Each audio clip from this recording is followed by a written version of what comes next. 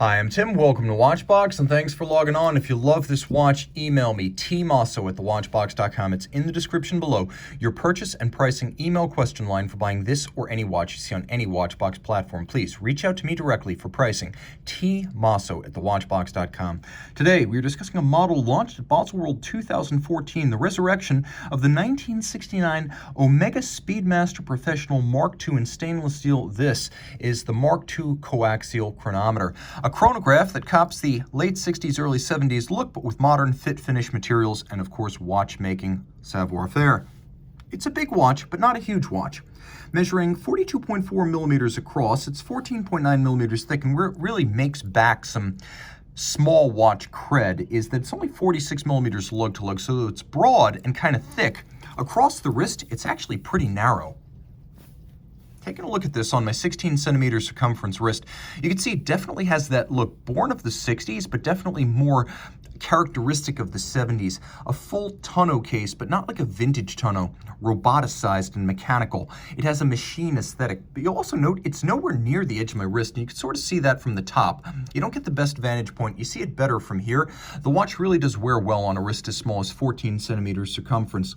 The spacing between the lugs, if you want to put it on a strap, it's going to be 20 millimeters. Well, it's an underslung bracelet. It is a conventional lug junction. Let's take a look now and see the bracelet.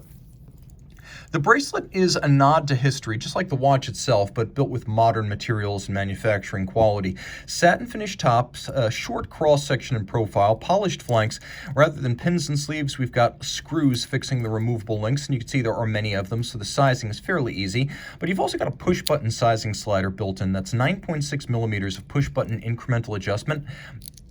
And then you've got a milled-out clasp, mostly satin finished, but with polished bevel, a single swing arm deployment, and a twin trigger release, so it's quite secure on the wrist and nicely adjustable. Rolling over to the case, you can see that it's basically what 1969 was, and it looks in form and fashion very similar. You have the lapping machine radial grain across the hood of the bezel. You have this lovely and long, beautifully defined, polished bevel on the side. You can see that the pushers are pump style, and the crown and pushers are slightly countersunk to provide a measure of shear guarding, but also note that the case is monoblock. The case back goes in, and everything loads from the reverse side. The bezel and the case are seamless. There's no second part composing the bezel. The case band and the bezel are all one piece.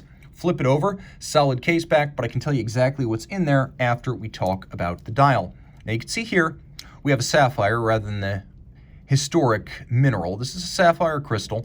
It's also flat, and you can see that the tachymeter, as on the original, is located on the underside of the sapphire. We have a racing style dial, the racing dial with that staggered checker flag-like motif outboard, and then sunken sub-registers with a date, so we have a date here, and everything is printed white on black. It's a matte dial base to minimize glare, and then we have white varnished hands so you can read the time. The watch includes hacking or stop seconds. It is a coaxial chronometer based on the Valjoux 7753 movement. So you know how the 7750 is a 12, 9, and 6 register orientation? Well, you rotate it 90 degrees, and that's a 7753, which means you lose the quick set, so you set the date using this pusher adjuster. Now, let's rotate it over. Keep in mind a standard Speedmaster Professional Mark II would have been a 50-meter watch. This one right here rated to 100, so you can swim with it. Inside the case is an unusual coaxial adaptation of the historic Valjoux 7753. Unidirectional winding, automatic, 52-hour power reserve. The changes include a free sprung balance rather than a mobile stud index regulator, a silicon anti-magnetic, or I should say amagnetic hairspring rather than ferrous, a coaxial escapement rather than a standard Swiss lever, 5-position adjusted. It is a COSC certified Swiss chronometer. It has the stop seconds function, and then another big change made is that the cam-based chronograph system from the standard 7750 has been replaced with a column wheel, so it's still a lateral clutch, meaning there's a little bit of seconds hand jump, not a lot, but a little.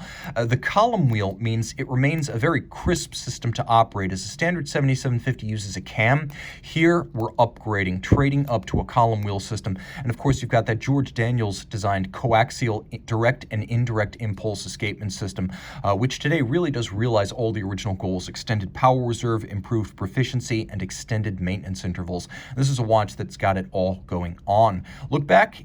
to history, but look forward in technology, fit, finish, and quality.